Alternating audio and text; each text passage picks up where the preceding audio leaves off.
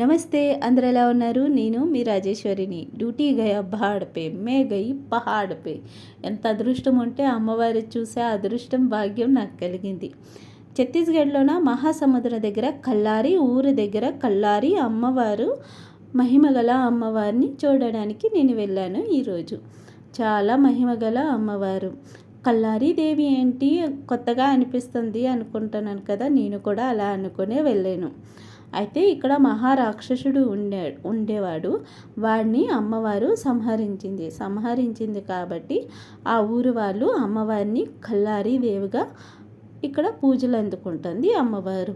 అయితే అమ్మవారి కన్నాను అమ్మవారు కిందకు వచ్చేయండి మీకు దర్శనం చేసుకొని నేను వెళ్ళిపోతాను అంటే అమ్మవారు అంది నువ్వే పైకి రా రూప్ వేసున్నాను రూప్ మీద రా అని అమ్మవారు చెప్పింది. ఎందుకులా అని 100 రూపాయలు టికెట్ తీసుకొని అమ్మవారి దర్శనకి వెళ్ళాను.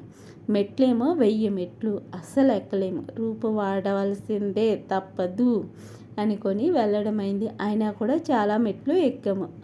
ఈలోగా ఎక్కలేకపోయాము. ఎలా వెళ్ళాను అంటే యోగా క్లాస్లోనే జాయిన్ అయ్యాను ఈ మధ్యన వాళ్ళతో వెళ్ళడం అయ్యింది. అయితే ఇక్కడ పూజా సామాగ్రి ఇంటి నుంచి అవసరం లేదు. ప్రతి ఒక్క పూజా సామాగ్రి ఇక్కడ మనకు దొరికిపోతాయి. కొంచెం రేట్ ఎక్కువైనా పర్వాలేదు. చేతిలో మోసుకొని ఇంత దూరం అవసరమే లేదు. తను మా యోగా టీచరు. ఎవరు కూడా మెట్లు ఎక్కలేకపోయామో కష్టపడి ఎక్కుతున్నాము. యోగా ఏం చేస్తున్నామో ఏటో ఆ దేవుడికే తెలలా. ఇప్పుడు మనం తినే ఫుడ్ అలా ఉంది కాబట్టి మెట్లు ఎక్కాలంటే చాలా కష్టం. ప్రతి దేవాలయంకి వెళ్ళా మనకి ప్రశాంతత దొరుకుతుంది కానీ ఇక్కడ దొరికే ప్రశాంతత వేరేలాగుంది. అది మన ఒంటికి తాకుతుంది ఆ ప్రశాంతత. ప్రతి దగ్గర అలానే అంటారు మందిరం వెళ్తే లేదు ఈ కొండ వాతావరణము లేకపోతే ఏమో తెలియదు అంత పాజిటివ్గా మనకు అనిపించింది. ఎవరు కనిపించిందో లేదో కానీ ఆ చల్లగాలి ఒంటికి తగులుతుంటే ప్రాణాన్ని హాయి అనిపించింది.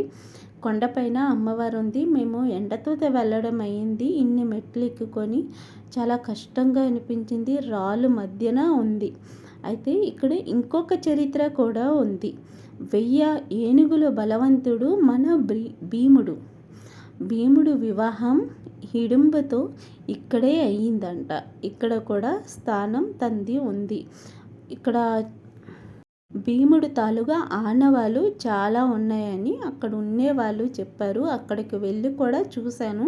నిజంగా ఆనవాళ్ళు చాలా ఉన్నాయి. ఇక్కడ ఛత్తీస్గఢ్లో వచ్చారు భీముడు లక్ష్మణుడు సీతారాములు వచ్చారు. ఇక్కడ వివాహం జరిగిందనుకొని వాళ్ళు చెప్తుంటే నేను విన్నాను. వెళ్ళి వీడియో ఇక్కడ తీయడం మొత్తం అయింది. అమ్మవారు ఎంత పైన ఉందంటే మెట్లు ఎక్కాలంటే చాలా కష్టం. ఇప్పుడు ఖాళీగా ఉంది కాబట్టి ఇక్కడ సీతారాములు లక్ష్మణులతో ఉన్నారు. ఇది భీముడు నడిపిన పడవ అనుకొని చెప్పారు.